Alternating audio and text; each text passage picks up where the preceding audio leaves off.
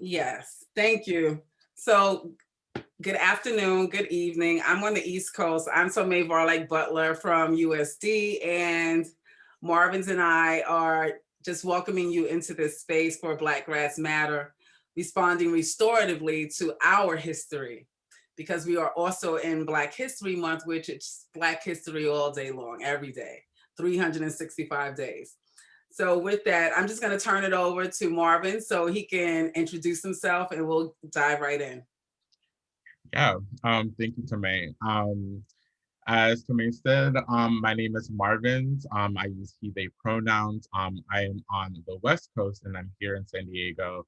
And I am very happy to be a part of this program.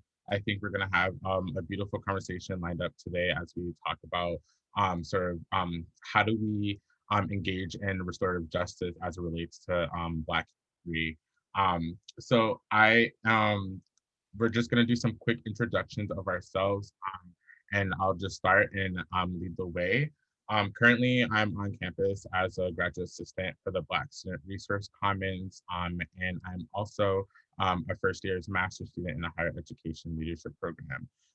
And what called me to be in this event is how we can look at restorative justice more critically and more um, authentically within the higher education spaces. So I'm very happy to be starting this off today.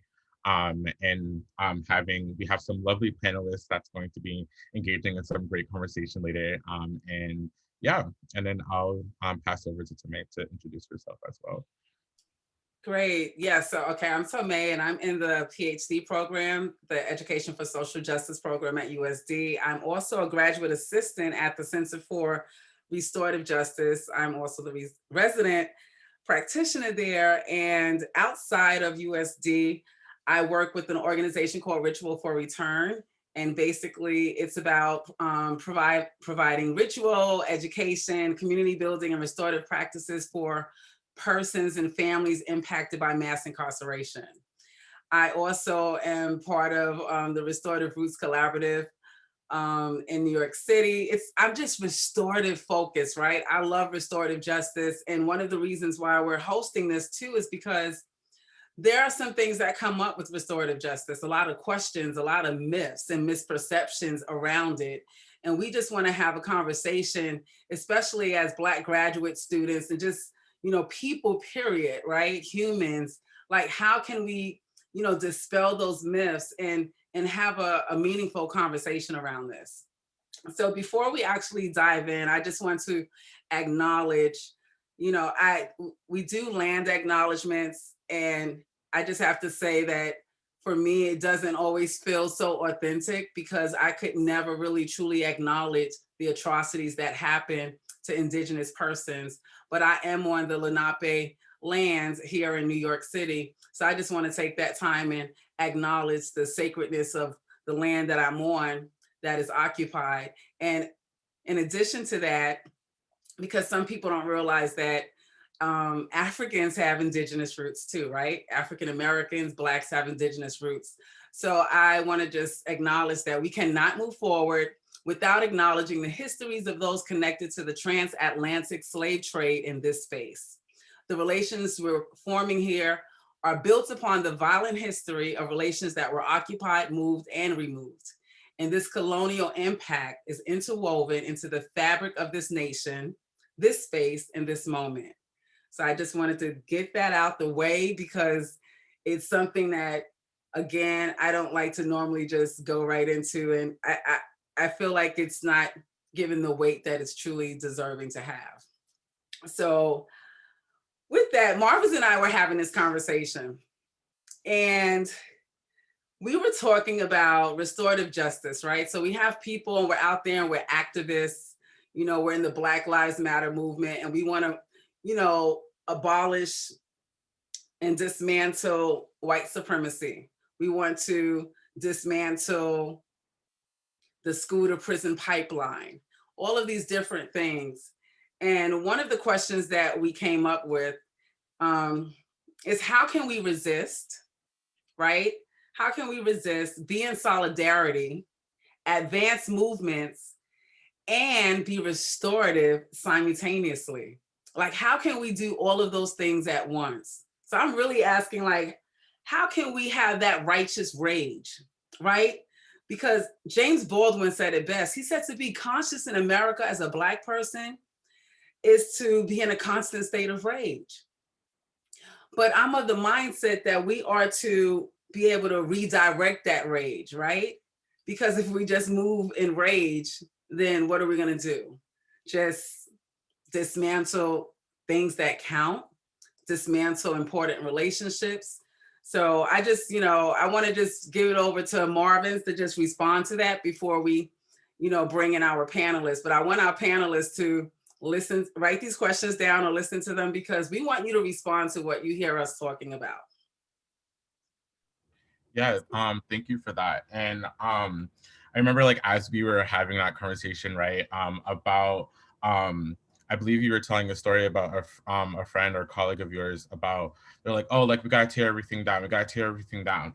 Which like, yeah, let's do that, let's keep that rage, right? But like then but then there's like the question of like, where does the rebuilding part of that come into play, right? So after we tear everything down and what's going to be left, right? I think, especially when we're talking about restorative practices, it's really important to take into the account of like that. It's like a two-part play if you really like boil it down and like make it simplified. If we're going to tear everything down, we also have to make sure that we're envisioning like a better future, envisioning a better space for all of us, for us to be able to be an actual community together. I know that's like now like a buzzword, like community gets thrown around a lot, but like what does true community look like after we done torn everything down, right? And um and part of that, especially like when it comes to like looking at like harmful behavior or harmful things that are impacting our communities, and more specifically our Black community, then like the topic of accountability comes to play, right? And looking at what does true accountability look like. And I know, remember, we made it a point that that accountability piece cannot be operational without that care piece, that community care piece, right?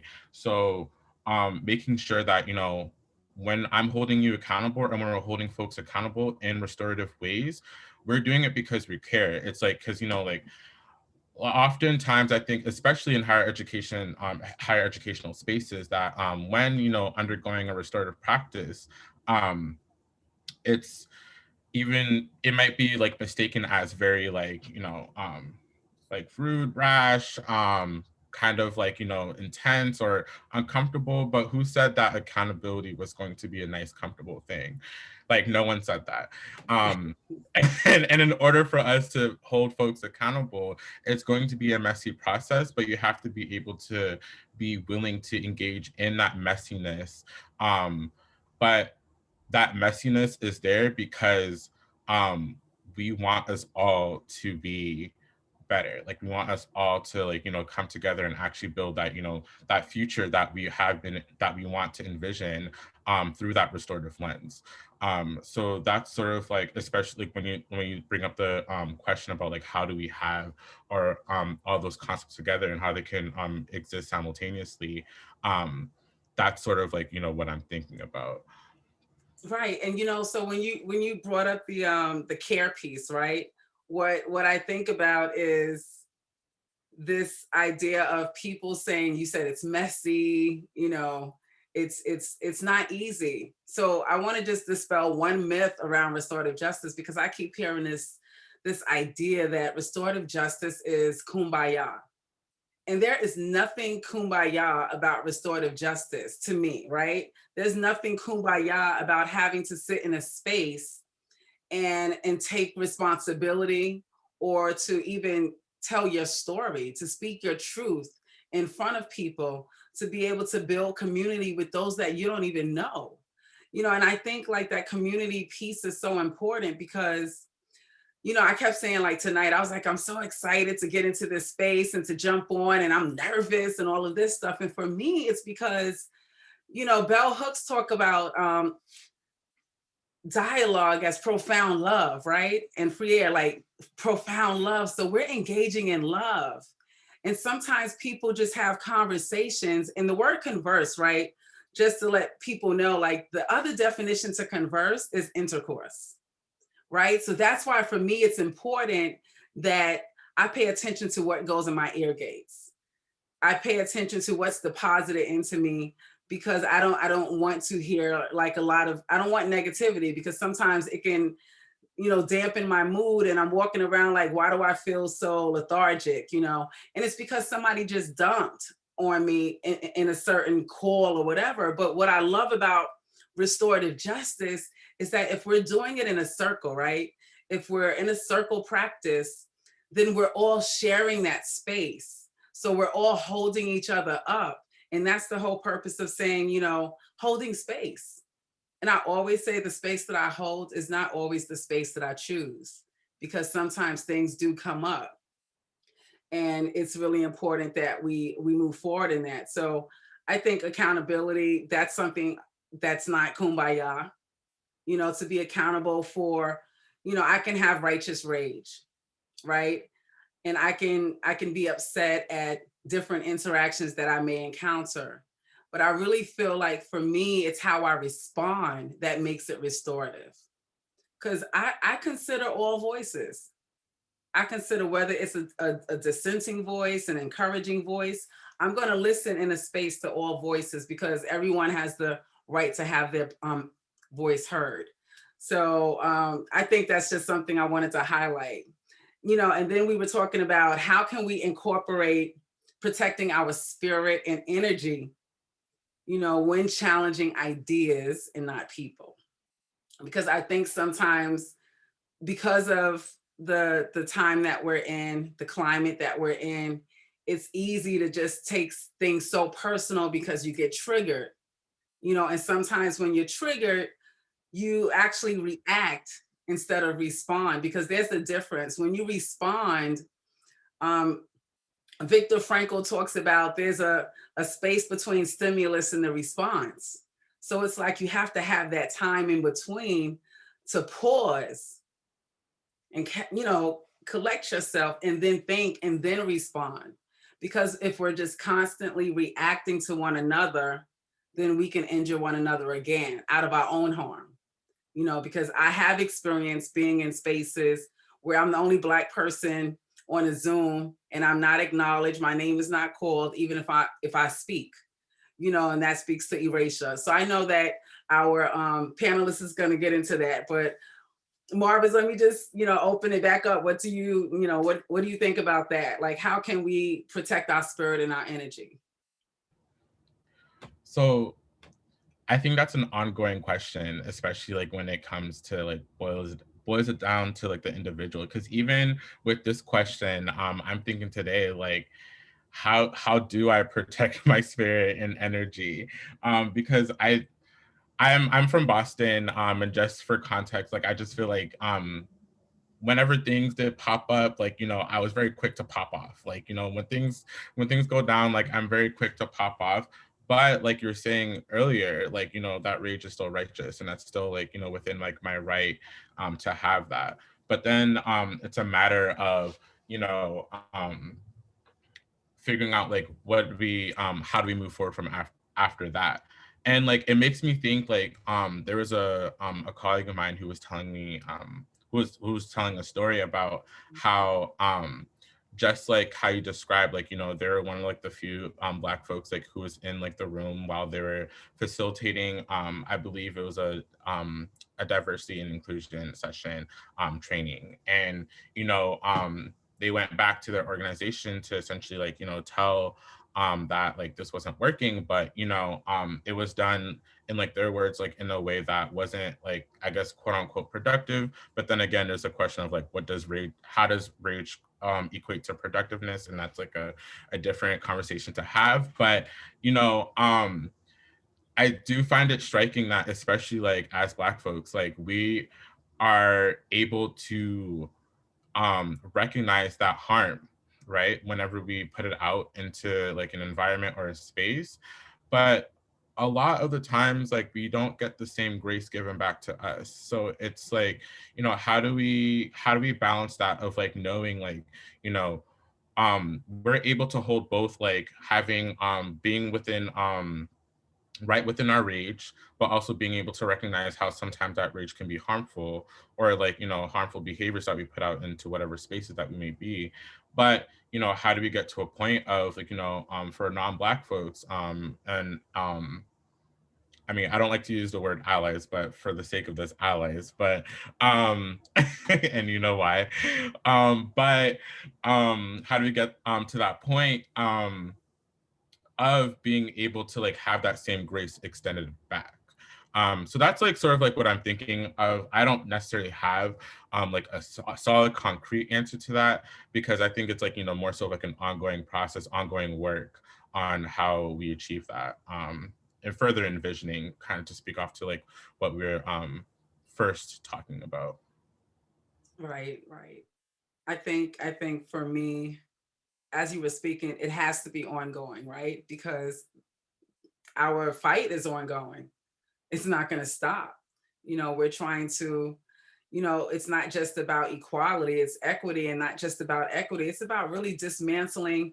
And I think when we bring our panelists in, I really want them to expound on, because I know when Desiree's, Dr. Anderson's book chapter that she did in Colorizing Restorative Justice, she speaks about these topics that we're talking about, and whiteness and higher ed. And I was speaking to someone, one of my white brethren, right? So I say my white brethren because we're all brothers and sisters, but because of the things that happened so many years ago where this white supremacy was put in place, now we see each other as the other, right? We're different to each other, and I recognize that. I was speaking with one of them, my friends, and she said, I don't understand whiteness. Are you talking about the color of my skin? And I said, no, I'm talking about the ideologies that uphold racism in this country. That's what I'm talking about. So when I say whiteness, that's what I'm referring to. And I'm also referring to, we're talking about institutional racism, structural racism. But for me, it's the ideologies that are being erected in people's mindsets because it was transmitted down from even their ancestors. And that, I think, is part of the conversation I would love to have is, a lot of the work that we see being done in terms of transgenerational harm or historical harm is always focused on Black folk. But I'm saying there's harm that's been done to my white brethren too. So that harm and of having to, the atrocities that their ancestors committed with the colonialism and all of that stuff, and that was transmitted through the generations. So that's why sometimes they don't even understand why they don't feel bothered, because it was transmitted. So we all need to heal. So I just wanted to raise that up. And lastly, before we bring on our panelists to tackle these questions, because these are just questions, right, that we're talking about, but we're hoping they can give us some answers to this. So here's the other thing. We talk about restorative justice, and then there's transformative justice. And I just want to highlight transformative justice was started by a person of color, a Black person. So I want to just raise that up right away. And one of the things that, you and I discussed, Marvens, is how restorative justice has been co-opted. It's been co-opted, it's been watered down, it's been re-co-opted and watered down a little bit more. And so we wanted to, ask the panelists too, do we have to choose one or the other? Do we have to choose one or the other? And when we talk about it, you speak to that, Marvens, what you said in terms of transformative justice. Yeah. When we were, I remember back in our meeting when we were talking about restorative justice versus transformative justice, I remember like there was like a brief moment, like we were just staring at each other like, well, like which one? Like which one is it gonna be? Right.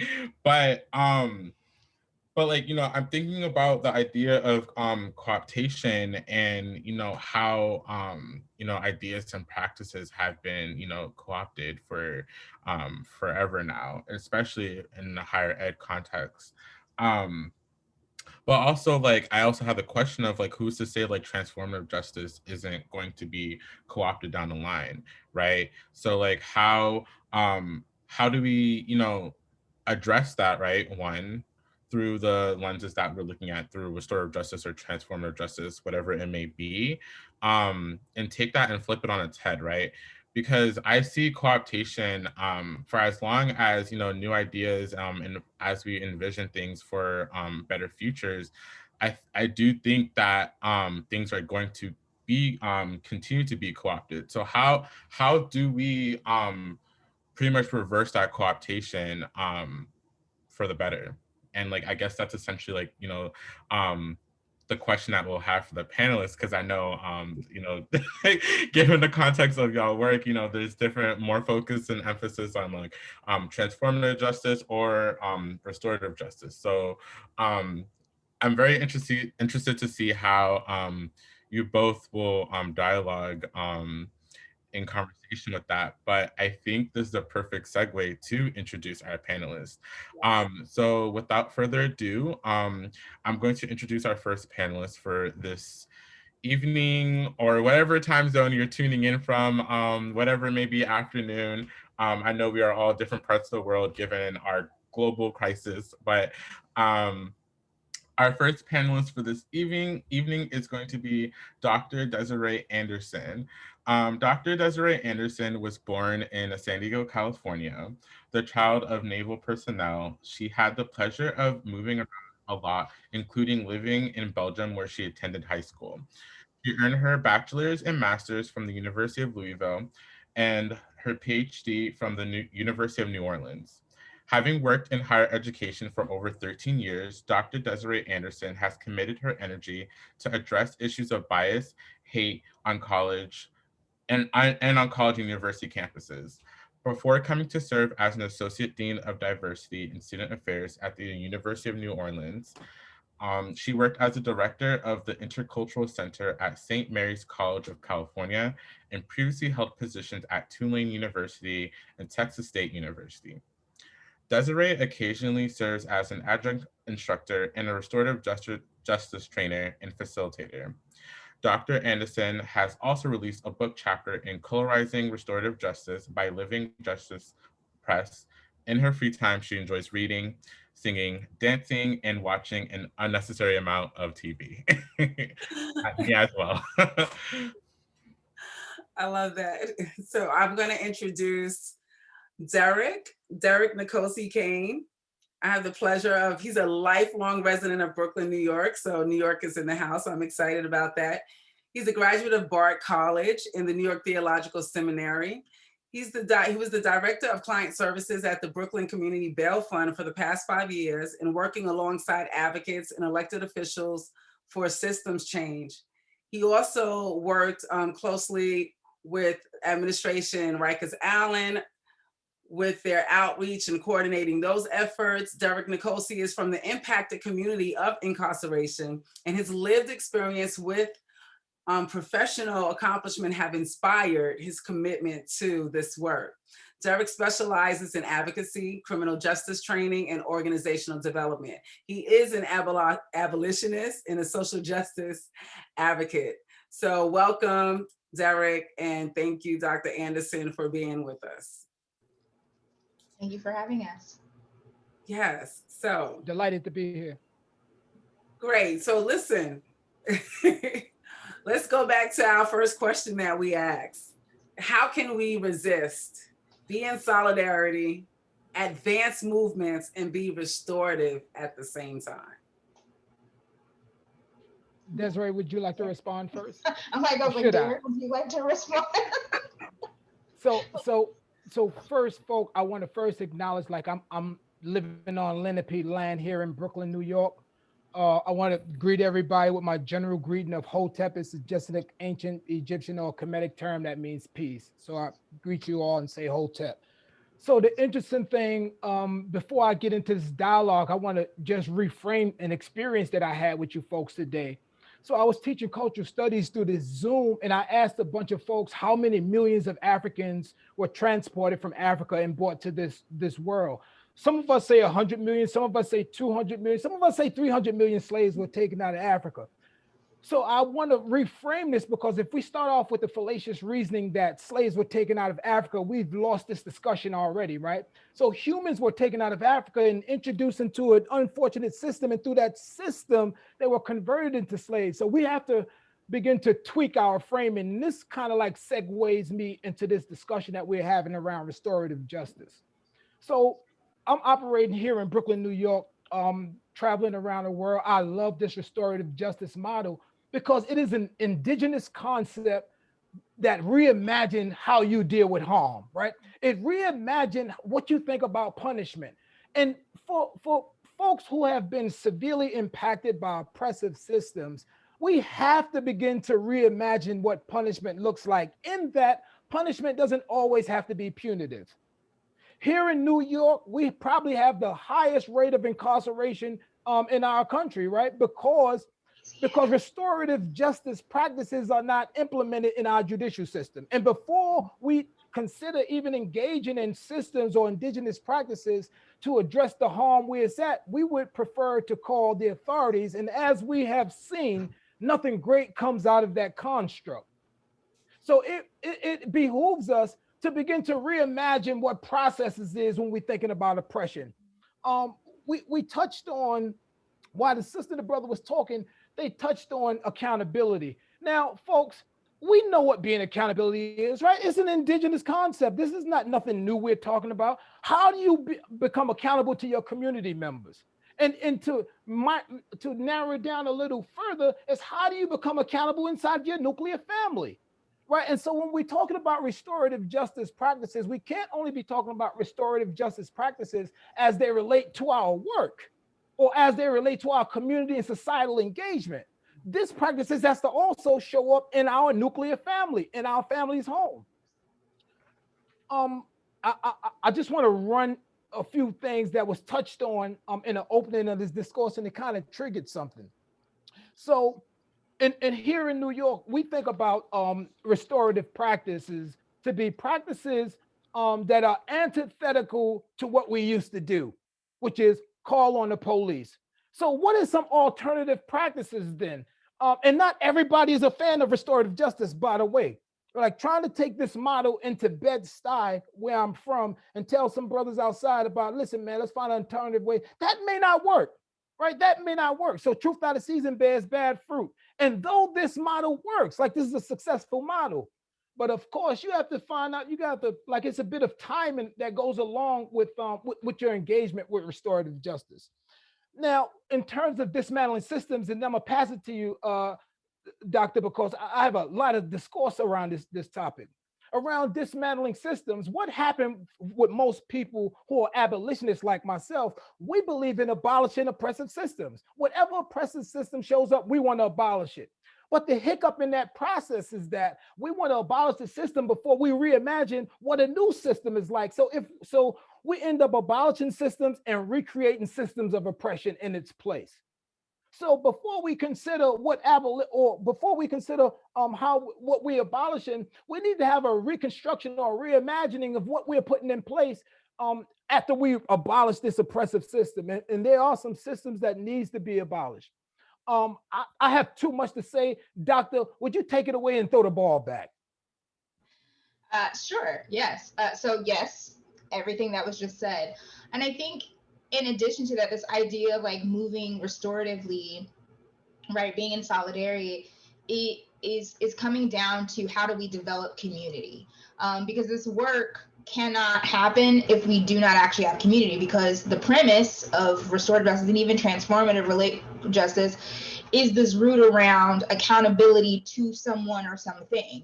And if I don't feel connected to people, then I have no desire to be held accountable by them or to them or for them. So a lot of our work really has to go all the way back to what does community even mean? What does that actually look like? How do we build that? So I think, so as Mr. Cain just said, right, like this idea of, even starting within our own families, And then how do we build out? So starting in these kind of small pockets where we have our own social and cultural influence, and then spreading it out from there. And I think we can see that happening in different spaces. So I know from my own practice, when I first was getting into this, I was doing some work at a non-traditional high school. And I like just talking about like mind blown, because it was a school that was using restorative practices every day. They do circles in the morning, they do it in their advisories, it's part of their conduct processes, it's deeply embedded in that school. And it was easy because it was a smaller school.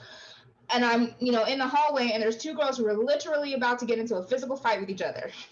And the girl like pulled her arm back and was like, we need a circle. And I was just like, wait, what just happened? How did, like, what? But again, when she took that deep breath, she realized, like, why am I about to get into a physical fight when we have another avenue to do this? Because we've been doing this work forever. And part of it is, again, it was a community piece. Like, I see you as a human. I see you as a person who is worth my time and energy. So I'm invested then in actually thinking about how we rebuild a relationship. I don't want to rebuild a relationship if I don't have a relationship in the first place, right? So really thinking about that aspect. This work does not work if you don't have community, if you do not have relationships. So I think that that's also where the difficulty for me, as we get later into when we start talking about co-opting, is that that piece is often missing in both the community and restorative justice and also in transformative justice work, right? Where does that community piece kind of lay in there? And I think even within that, then, you know, this idea of kind of moving and advancing restoratively really is about rethinking our justice orientation, right? So we've already kind of talked about this. So how do we convince people that sharing your feelings is difficult, right? And we know that it is, right? Just asking people, when was the last time you actually genuinely apologized for something you did? And how difficult was that to be able to name exactly what you did, how you impacted a person, how you were going to commit to change? And people will be like, I mean, I said I was sorry, but did you mean it? Like, when was the last time you really, truly had to do that deep work? And then getting people to understand that that is hard, because we as an individualistic society don't do that. We don't actually hold ourselves accountable, right? Someone has told us I have done something wrong and then given me a punishment, and I have never actually taken ownership of that harm that I have caused, right? And so thinking about how do we, again, change people's ideas about what does it mean to be accountable, what does it mean to take ownership of those things, also has to be that initial work in terms of solidarity and advancing. And the last thing, and I'll pass it back, is as we start to reimagine, as we start to think about what's new, is thinking again about how do we make sure that as we start to engage in these new processes, that we don't leave behind the people who need it the most, right? So it doesn't become a tool that privileges the people who are already privileged, right? So that it doesn't become a tool where only this particular group of people benefit from such a system. So how can we be really mindful about that as we are thinking about this new future? So that's all I have to say about that.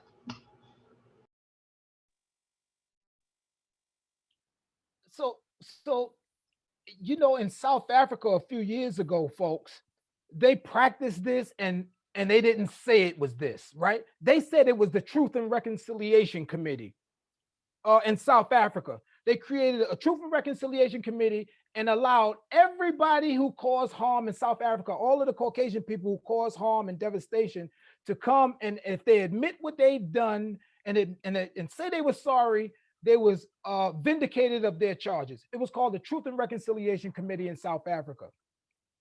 So when we think about restorative justice in our own unique model, what do we have to lose if we don't practice restorative justice? And we already said that restorative justice is an alternative way of addressing harm to make sure that the person who was harmed, the person who caused harm, is addressed, made whole, right, heals, and able to go about their work. So what do we stand to lose if we don't practice restorative justice? I can tell you one of the things we stand to lose is a continuation of mass incarceration, right? It's a continuation of mass incarceration. Another thing is that it's harm is more generational harm, right? If we don't do this. So what is the alternatives if we don't use restorative justice? And another thing I think a quintessential aspect of community building with restorative justice is that you have to really be connected or involved with the person or the people in your community to practice restorative justice. Like you have to care. You got to care. And sometimes when we're talking about community, community isn't only the people who look like us, right? Like there's some a community isn't only the people who walk like us, right? Community isn't only the people who identify like us. And I'll fight for systems change, and I'll fight for restorative justice, and I'll fight for legislative change.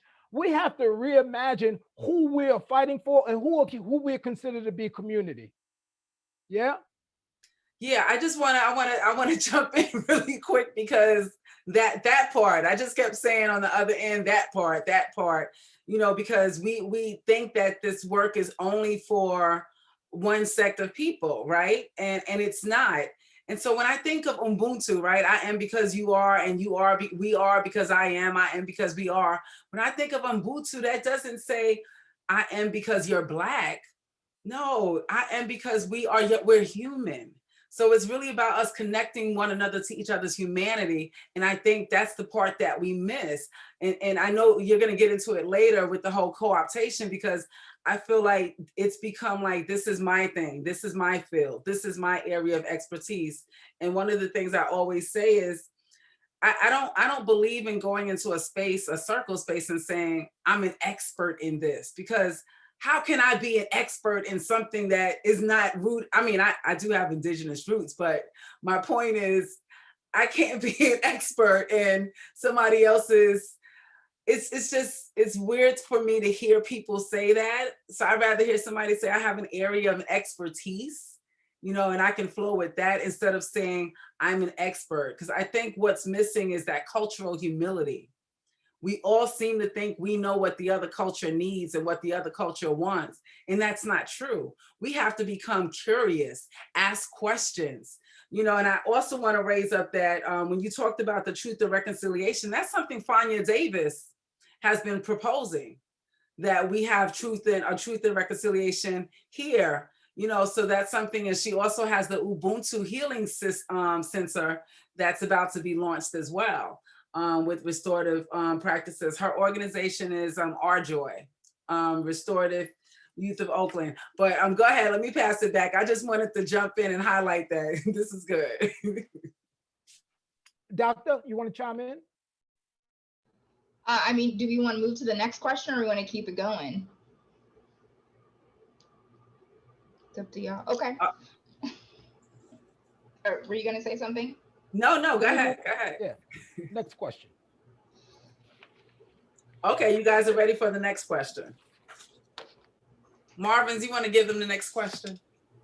Yeah, of course. So touching back to earlier, for the second question, there was this idea of all the labor and work that goes into restorative justice and restorative justice practices, right? So when talking about this, there's a question of how can we incorporate protecting our spirit and our energy when challenging ideas and not people. And I'll give it over to y'all to answer that. You can't. I mean, right? I think, right? There's not really a way to protect. I mean, right? Because you're having put yourself in a vulnerable space in order to do this, right? So I think more it's a matter of minimizing the impact on your spirit and energy, because realistically, I do diversity engagement work on a predominantly white campus for the past nearly 14 years. What spirit and energy do I have left? None, right? There is just, right? So I have to find pieces to give me the kind of that motivation. But I think as we're engaging this, right? So part of it is how do we thinking about our structural pieces is how do we get, right? So for folks who are not necessarily doing my actual role as a diversity in quotation marks educator, who are doing this restorative work around this space, is how do you then bring in the people whose job it is to actually do this work, who have committed their spirit and energy to having to address those types of things, right? So again, thinking about the organizations that you're a part of, are they asking you as a facilitator to have to do that work, or are they willing to put their money into getting someone to come in and kind of do that part of that work for you all, right? So thinking about these practices and these that you can engage in, where you can have an outside facilitator whose job it is to really focus on that unearthing, deeply getting into the roots part of that stuff, so that you as the facilitator engaging in this verse is really just about focusing on keeping the community together. It's lost my note cards. It's really about, right, making sure that the people's needs are being met in the circle processes or in your conferences or whatever you're doing, that then your job isn't having to be the person who's not only having to manage the people that are there, you're also having to manage your own energy, your own triggers as you're doing the educating. Like it's hard to be neutral in that space when you're also trying to manage all those other things. So obviously part of it is having another facilitator, but realistically just having another person who can come in and do that specific work of that unearthing, that unpacking, and like the deeply digging into the roots, and managing, talking about whiteness, talking about white supremacy, talking about, destructuring and dismantling kind of all of these different systems. So that for me is how, I think about how we can minimize the impact on our spirit and energy. Thank you for that, doctor. So for me, the first thing I think about with that question is ad hominems, right? Like, um, are you attacking the person or the information, right? Like, which one? Like, to decide what is, like, what are you centering? Are you centering the discourse? Are you centering the actions? Or are you centering the person? So that's one thing for me. The second thing, in terms of protecting your spirit, like those of us who are doing this work, there's a lot of vicarious trauma associated with this work. Those of us who are doing criminal social justice work or whatever work that inquires labor, there's a lot of vicarious trauma with this work. And you have to figure out how to mitigate some of this vicarious trauma. Um, like for like it is laborious fighting white supremacy. It is a chunk of labor fighting off white supremacy. But it's another thing for that concept to be thrust on Black folk. In other words, Black thought labor. And I want to share some of these things with you folks. So this shows up in organizations where you happen to be maybe one or two Black folks in leadership, and you are forced to be the thought partner for everybody, every person of color in your organization, with those who are of different color, right? And then there's the person of color who upholds white supremacist ideology and philosophy. And sometimes we do it unconsciously. Sometimes we do this unconsciously if we don't understand some of the machinations of white supremacist ideology and philosophy, right? And I'm telling you this because I'm guilty of this in one of the organizations that I was working with. I thought that I was holding the line of the white folks who was up the top, and I thought I was in compliance, when really I was filtering white supremacy down to the people of color, right? So that's one thing. So another thing about trying to protect your spirit is that doing this work is going to require, whether it's restorative justice or this work, is going to require some self-care, some intentional degrees of self-care, some meditation, some inspiration. And medicinally, scientifically, it's proven that some of these things work, but you're going to have to find a way to protect your spirit while doing this work, because this work is so taxing on the body and the spirit. Thank you. So I just wanted to chime back in. And so I'm thinking about Bettina Love, right? And Bettina Love talks about spirit murder, and this is something that, unfortunately, we can sit and have conversations as an adult and say, this is how we're going to protect ourselves. But what about our children? What about our youth in K through 12 that are exposed to a constant barrage of having their spirit attacked, feeling like they're being erased, they're invisible. So what can we do, even as parents, as adults, as educators working in these different spaces? How can we help them? How can we help those who are serving our young people? Because it's interesting that you lifted up the reality that, Black people can have internalized, oppression. Black people can uphold these white ideologies and they don't know it. So what can we do to bring that to light and make sure we're protecting our children? Because, you know, we can sit in and say, this is what I'm going to do. You know, I'm going to practice self-care. But think about our young people.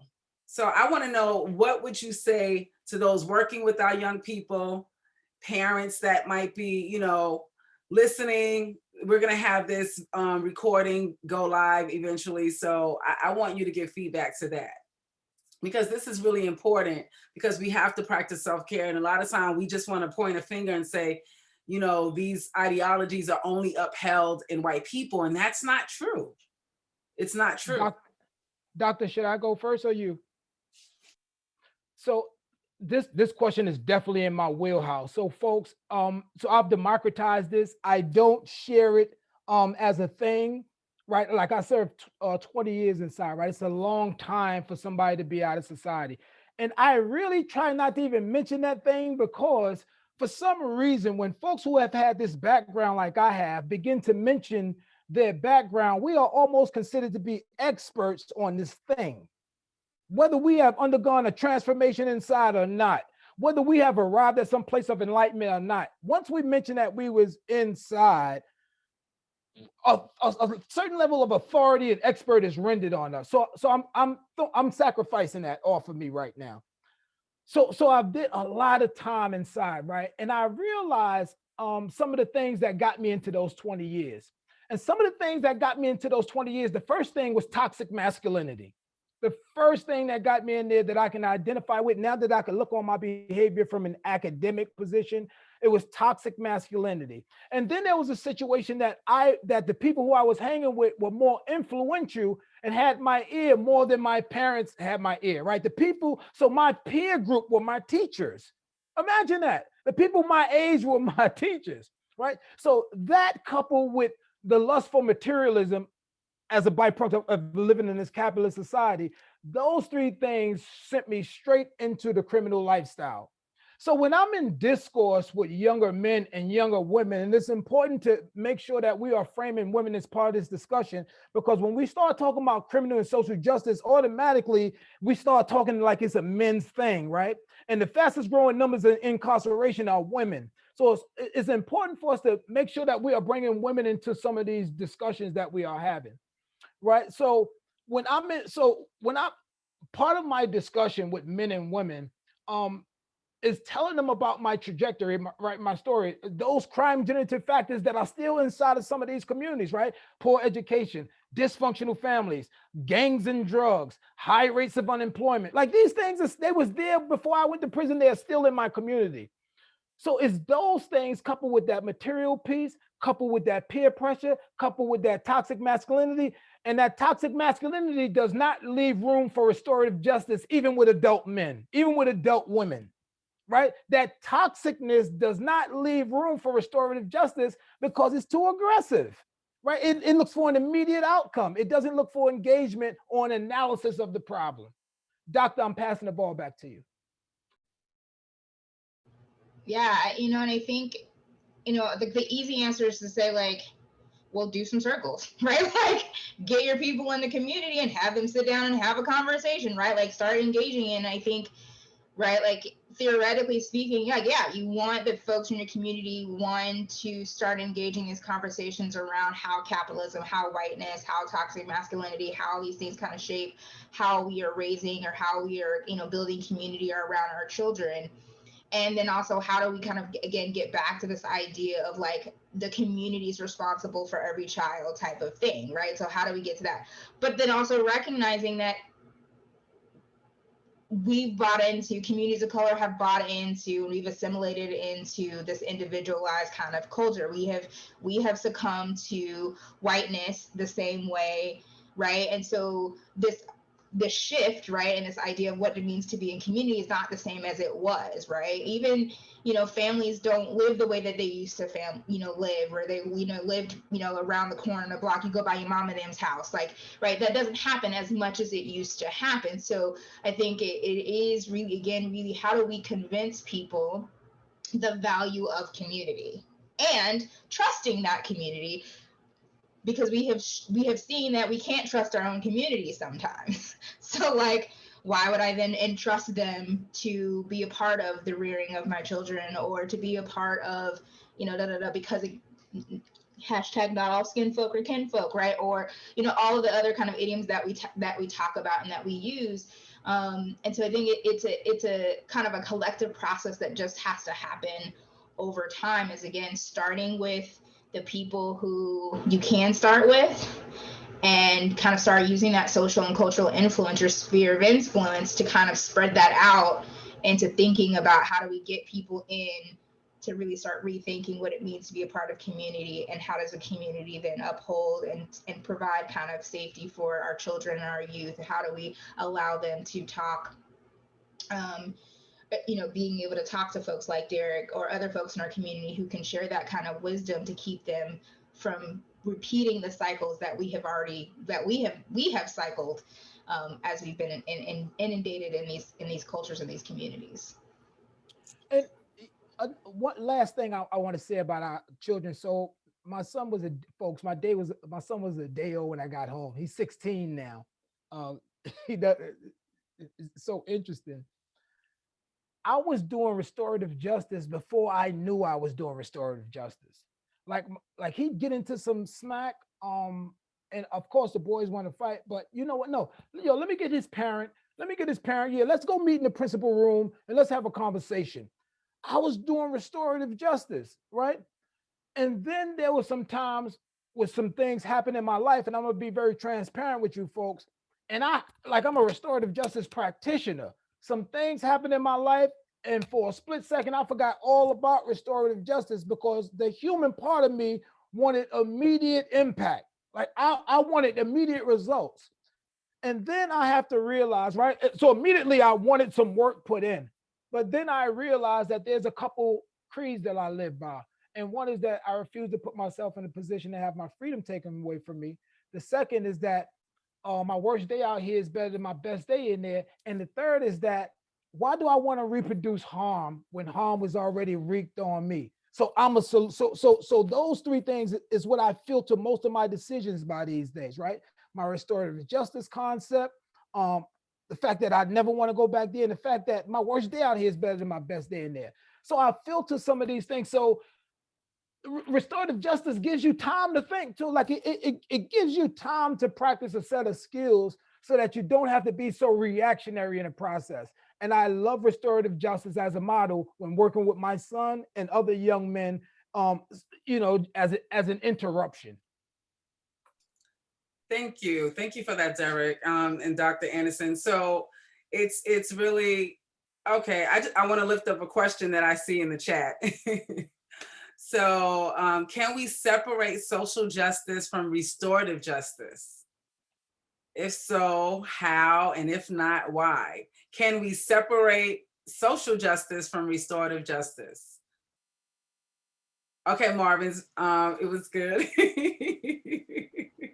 Thanks, Marvin. Thank you so much. Thank you, Doctor. I think that's where the problem has occurred.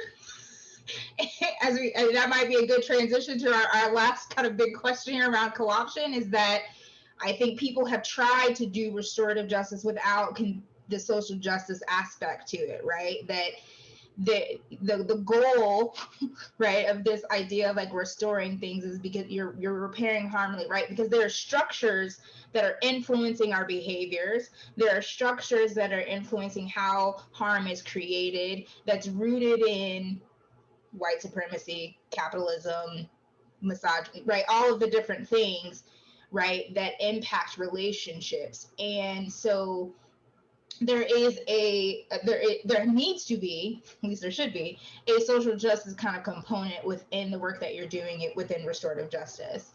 It may not always feel explicit, but it should be there, right? It is a piece, because you are, right, like the idea like of social justice really is addressing the root cause of an issue. And I think that it is, when we talk about restorative justice, we often talk about it from like an interpersonal perspective, but how did we get here, right? Hurt, as I would say, like hurt people hurt people. So why is this person hurt that then asks, causes them to then cause harm to someone else? And we have to get to that root cause of that. And so I think that, no, personally, my feeling is that you cannot separate restorative justice and social justice, and you should not. And because it is happening, because people are not working towards getting to the root cause and unpacking and unearthing why someone did the harm that they did, so that they actually learn why the behavior was toxic, why it was bad, so thus they won't repeat it again, is where I think restorative justice has failed in its actual practice, not in its principle, not in its framework, but in its practice, because people are not doing that work, their due diligence of trying to get to the root cause of why someone did a thing. And I'm going to give you a really quick example. So I was at a conference once, and I was talking to a person who was facilitating something, and it was basically a young Black girl got really intoxicated, and she was approached by like the campus police, and this was like in the height of like Mike Brown type stuff, right? So 2015, 2016 area. And she was running from the police, like yelling, like, don't kill me, don't kill me, don't kill me type of thing. And, they did like the kind of process. And the facilitator was like, well, the student didn't bring up the part around like, don't kill me with the police officer. So we didn't talk about it in our process. So she didn't talk about it with the student. Okay, sure. But you also didn't talk about it with the police, with your campus police. They need to understand why this student was running away from them in this moment, right? To be able to really understand there are other Black students who they're going to be engaging with on that campus, and you're not addressing this issue because you didn't feel comfortable addressing, or because the student didn't bring it up. But you had the information, so it should have been brought up at some point in some way in this process, right? Or even if you addressed it with the student and she's like, I don't want to talk about it. Great, fine, we don't have to talk about it, but you still need to talk about it with your campus police, right? And so this separation then, I think, right, is where we find issues, because we're not actually doing the work of kind of uncovering and unpacking things. Folks, I want to, like, in responding to this question, I want to take a historical narrative. So in the 80s, at least in New York, in the 80s, there was a boom in prison expansion due to crack and other things. And then in New York, after NAFTA and GATT, so NAFTA, the North American Free Trade Agreement, and GATT, when NAFTA and GATT hit in the 80s, most of the jobs that was the agricultural jobs going upstate New York, where the prisons are at, had factories, farms, well, all of those factories and industrial and textile things, they left. They left and went to China. So nothing was up there besides emptiness. Something had to get created to bring back that level of economy back to those communities, right? And so in the 80s, you had this massive prison expansion, and then the prisons got built in those same locations where the factories was. So, and then coupled with that, in academia, kids of color were being labeled attention deficit disorders, attention deficit hyper disorders, and then that framing also went into the criminal field, where it became criminals are hyper predators, super predators. So social justice began looking towards restorative justice for healthier outcomes than the outcomes that were being funneled out of the criminal justice system. Because when harm was happening and then the police involvement came, the only outcome that was left was mass incarceration, like no addressing of harm. And by the way, even after the person goes to jail and come out, the harm is still there. So we had to figure out another way to address this harm so that it won't be oppressive, so that systems of oppression doesn't enter these places, and we can deal with harm the way our grandmothers dealt with it, the way indigenous people dealt with it, the way my fathers used to deal with it. So I'm born in 67, folks. I'm probably a little older than a lot of you on the screen, you beautiful people.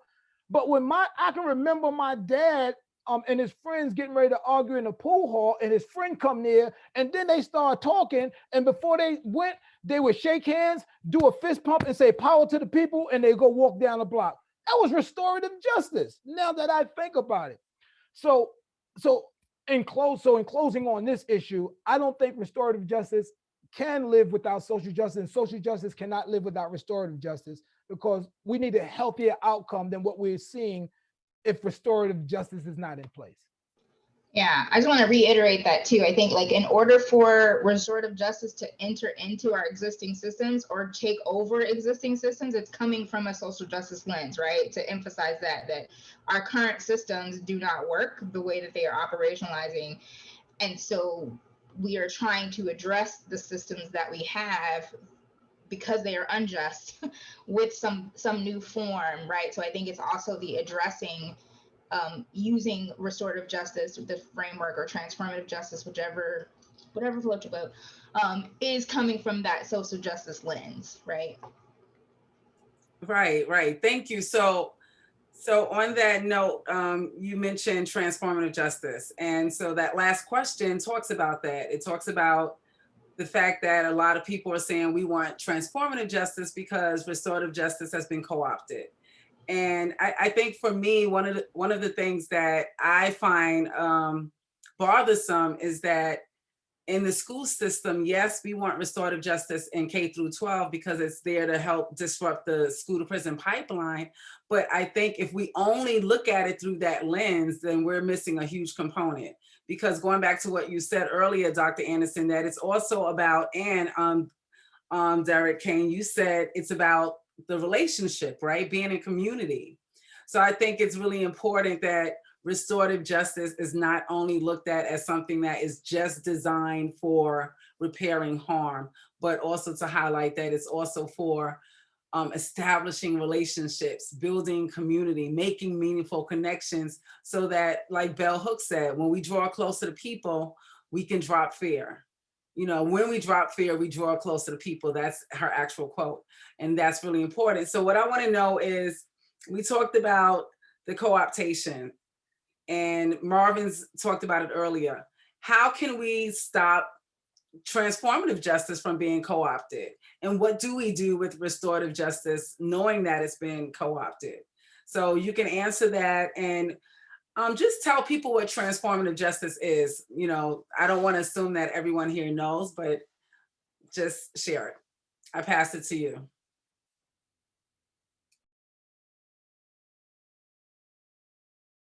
You're muted. Okay, I'm like, who, me? Yeah, so I mean, I think the way that people have often described, okay, so in some ways, some people will say there's retributive justice, restorative justice, and then transformative justice, and it's kind of in this scale. And I don't know that that's necessarily true. I think what has happened is transformative justice was born out of people recognizing the way in which restorative justice was not being practiced. And so I think, though, the way that it has kind of currently been operationalized is that restorative justice kind of has a hyper focus on interpersonal relationships. So amending kind of the one-on-one, kind of the small group, whereas transformative justice is really focused, is hyper focused on the institution. So transformative justice is really, really focusing on the community piece and looking again at the root cause of an issue. So really focusing on addressing, like, let's say, like a topic, right? So it's not even necessarily always about an incident that happened, right? Like restorative justice is almost always, at least conceptualized, as a response to something, which is where the problem comes from, because it's not supposed to be just a response to something, right? You should be doing the community building piece. You should be doing the relationship building part of it, so that when an incident happens, you are prepared to be able to respond, and or also you're reducing the likelihood of needing to have a restorative process in the first place, because you're giving people the tools on how to, you know, to respond. As Mr. Cain mentioned earlier, like having to think, like, let me put my lens on real quick. I almost took it off for half a second, but let me remember why I'm in this. So I think that there, you know, that plays out, and I think that's what happens right now with this co-option that's happening. I think someone in the chat box asked, like, why do white people seek to ignore social justice and jump in with restorative justice? And I think part of it is that it feels, not that it's performative, but that they see it's a new tool, right? Even though it's not new, but the way that it's being kind of talked about and used, it's a way of addressing an incident that feels good. And it's like, we're going to sit in a circle and we're going to address the thing, and I have a script that I can follow, and I'm going to do this, this, this, and this, and this, and then we're done. And it's like, well, yes, there is a script, and there's all this other stuff that you should probably be doing. And so I don't know that it's necessarily people are intentionally trying to kind of jump past the social justice piece. I think part of it is that they have not been developed as facilitators. They're actually not recognizing their own kind of social location when they're entering into this work. So they're perhaps not even thinking about, oh, perhaps I do need to think about how to address X issue, because it's not even something I would think about because of my privileged identity or because of where I grew up or the social lens that I carry. And so I just didn't even think that it was something that needed to be talked about, right? And so transformative justice, I think, because it is something that is based in communities of color, is constantly thinking about those things. What are the things that perhaps are not being addressed in this other process because facilitators are not coming from that lens? They're not thinking about the historical cause of harm that then leads to other harm, etc. So I just said a lot. I don't know if it made sense. But Mr. Cain, please add on, and then I will conceptualize my thoughts and then move forward. There's nothing for me to say. You've said it all. I would be superfluous to say anything else. Like, you captured my sentiments. But I will say one thing in relation to the question. You know, it takes a heightened level of awareness, or it takes not only a heightened level of awareness, but a degree of humility, to begin to engage in this work with folk who don't look like you, right? Because for far too long, when we like, whiteness has been associated with privilege, with access, right? With harm, right? Even with harm, historically harm. And so it takes some unpacking of some of those things, man, to really like get to the nuts and bolts of some of these systems when we talk about restorative justice and social justice. Like the conversation of white supremacy have to be had. The conversation of privilege have to be had. The conversation of inferiority has to be had. And it's not to be had just as a cursory, but as an exploration of practices, sensations, experiences, and feelings, and how not to replicate these things in the future. And also, by the way, not all white people act in a privilege. Maybe all white people are aware they're privileged, but not all white people act in their privilege. Listen, we got a few John Browns that are still here, and we need to utilize them. Like, so there's one thing not to be locking arms with folks who don't look like us, but to get us to this finish line, we're gonna need folks, we're gonna need a diverse group of people. We're gonna need some people who are singers, we're gonna need somebody on that trombone, we're gonna need somebody on the drums, and I don't care what color you are on them drums, I need somebody on them drums. And that's how we make a symphony. And I think to the question that was, that I didn't answer, but then also was like reiterated in the chat box, was around this idea: can restorative justice be reclaimed? And there's a little bit of optimism that's left in me says yes, but also I'm like, no, it can. So, and what I mean by it can is, I think as we are starting to see, I think, more critique in a way that I think is actually helpful. We're seeing more op-eds, we're seeing more articles, we're seeing more people being very intentional about the way they're having conversations around restorative justice and how it's practiced.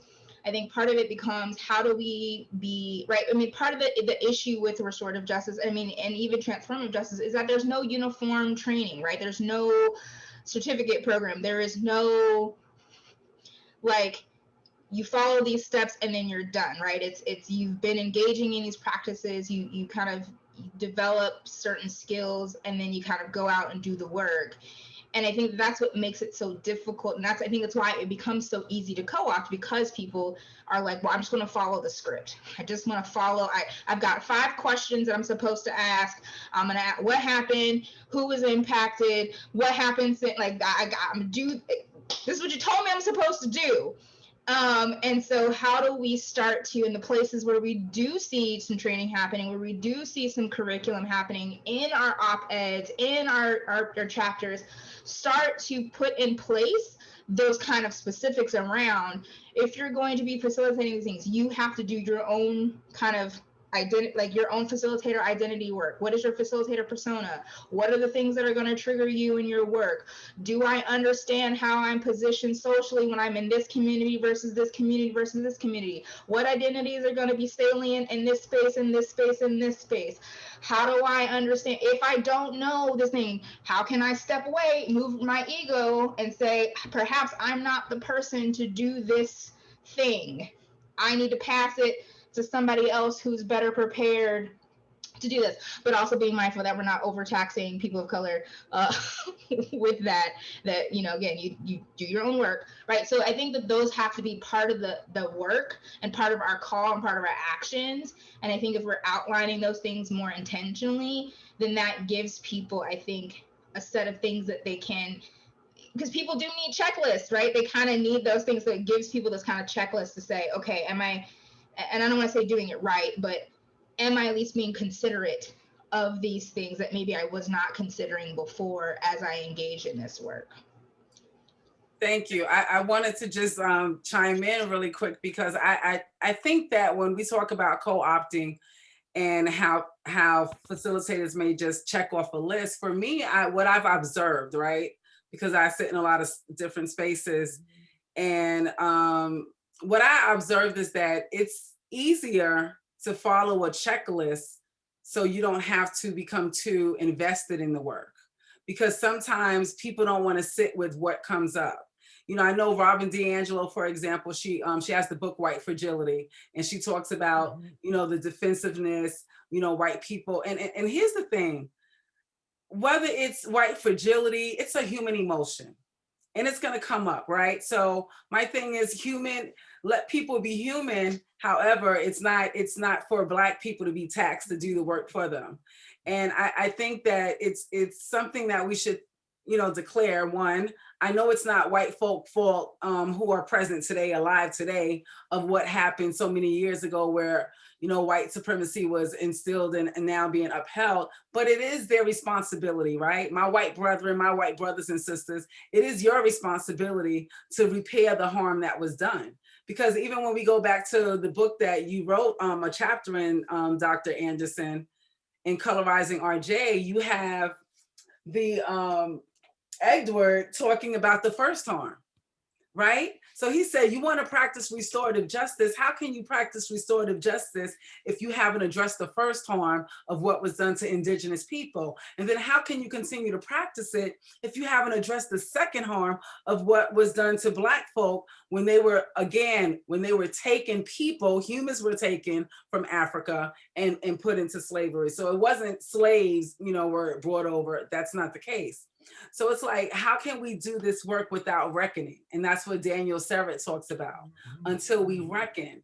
And it's about, being able to sit with that reality that, yes, this is uncomfortable to hear these things that happen because I keep going back the atrocities of my ancestors. And we have to be able to name that. Yes. And that's why I said, white folk, my white brothers and sisters, they too have harm. They too have harm that they need to heal from, and so they're going to continue to co-opt, because co-option to me is comfortable.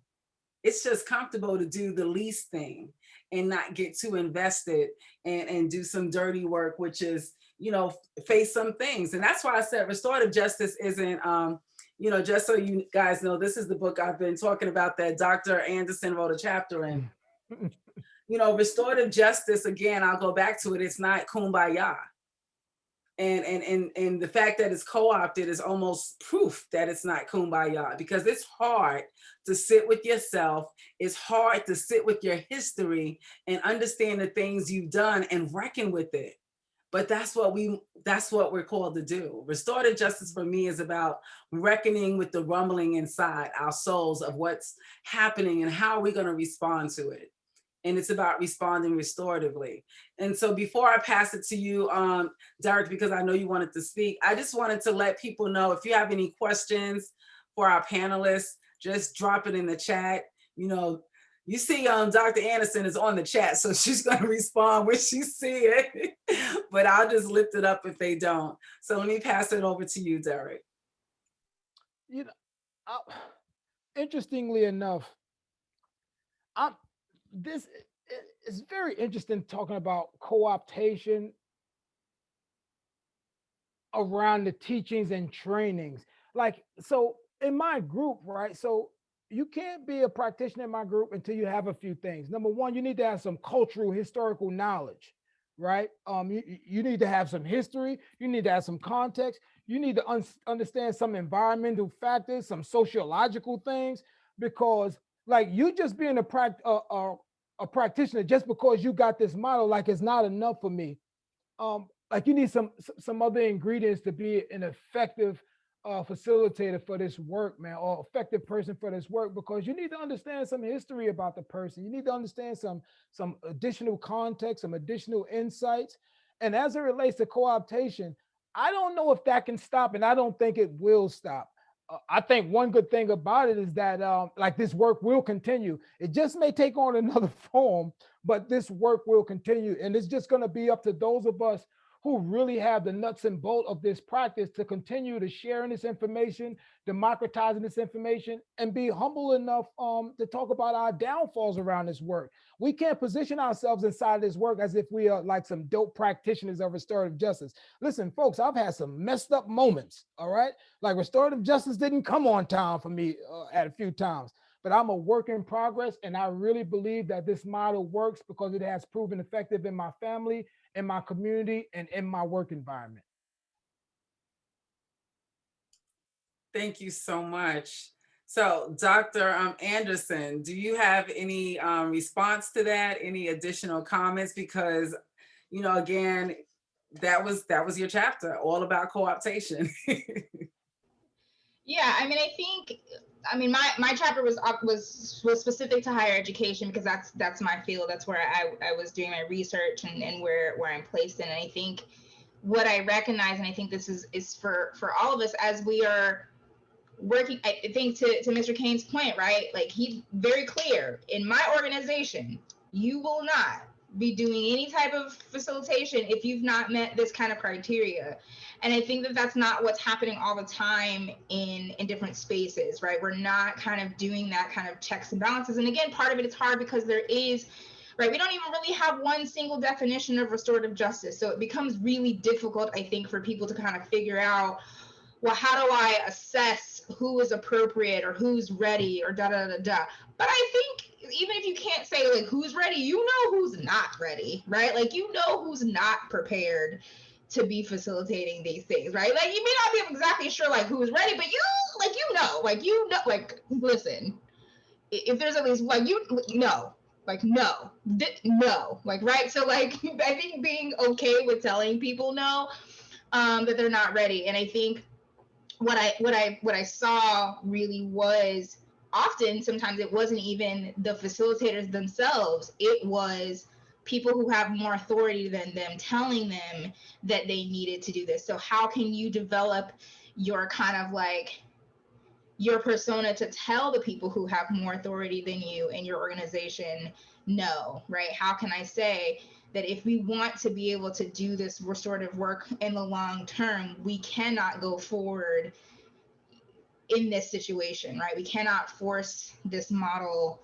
to fit this situation, to fit this narrative, because it's we're not primed, the situation is not primed to be addressed. And I often say that just because I do believe that every situation can be handled restoratively, but it does not mean every situation should be. And right, because there's a number of different factors that you have to consider, right? The vulnerability levels of the people, how willing are they actually to be engaged?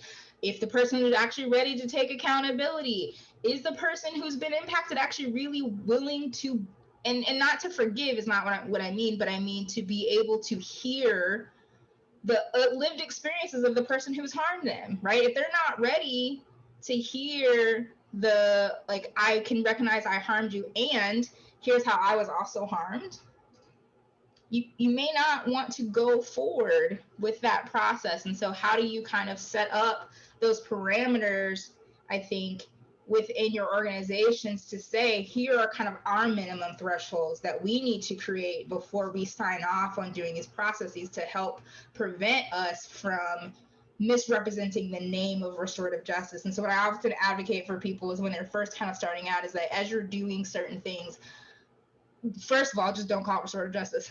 just don't do that. Because like, don't taint the name.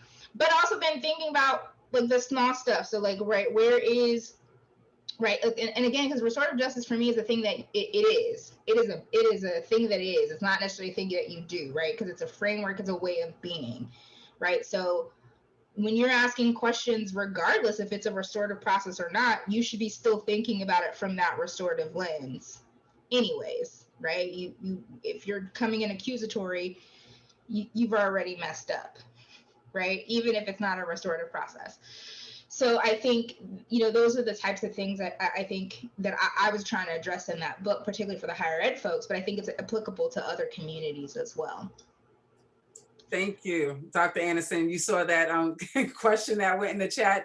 We have like 6 minutes, but a very loaded question. We would have to have another hour, another session to really unpack this question, but I'll just read it out loud. The question is, why don't white people recognize the harm done to them through the injuries their forefathers did?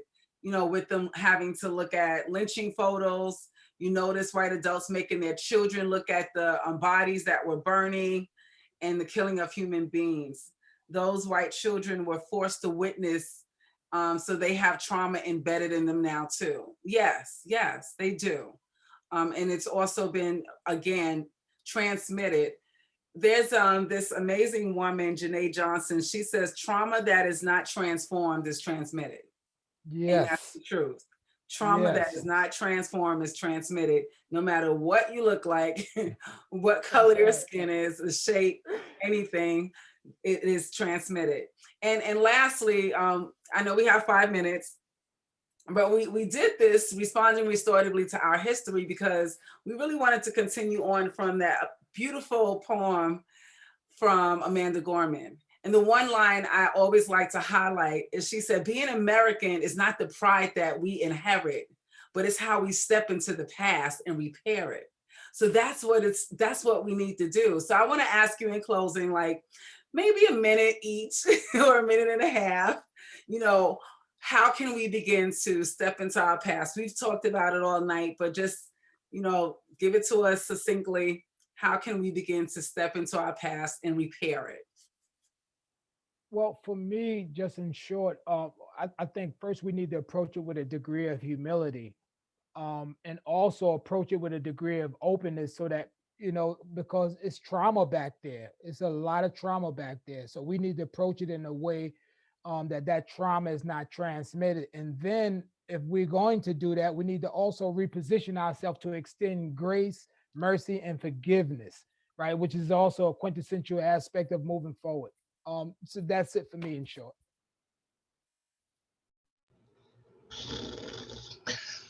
I think really quickly to address the comment box. I mean, there's not a short answer to that, but I think part of it is we have never actually as a country admitted that any of those things actually happened. So how can we address the harm if we keep saying that those things weren't real or they didn't actually happen, right? So white folks can address the impact that they've had because we have not yet actually said it happened, right? So that has to happen first. We got to follow Germany's lead, at least in this. That's like, something they did right there. I think though broadly in this idea of like addressing our past is ourselves, right? How do we start addressing how we have been impacted by history and harm, right? We got to start within ourselves. What internalized oppressions do we hold? What internalized racisms do we hold? How do we address that within our own selves first and foremost? Again, starting from this kind of inside and then expanding out, because it's I can't expect other people to do if I'm not willing to do it myself. So I think addressing our past really starts with our own inner self work and really recognizing our own kind of internalized isms that exist. Yes, thank you. I agree with that. We have to do our own work. And I think that should be almost be like a prerequisite, right? To doing this work, that we focus on ourselves first. And I think that was one of the problems that I had with, seeing restorative justice in K through 12 being used as a tool just to heal the Black and brown kids, when it's a tool that can be used to heal the ones serving the Black and brown kids. You know what I mean? So I want to say thank you to everyone. Kristen, okay. So yeah, we have to jump off. Thank you everyone for coming on. Thank you, Derrick Cain. Thank you, Dr. Desiree Anderson.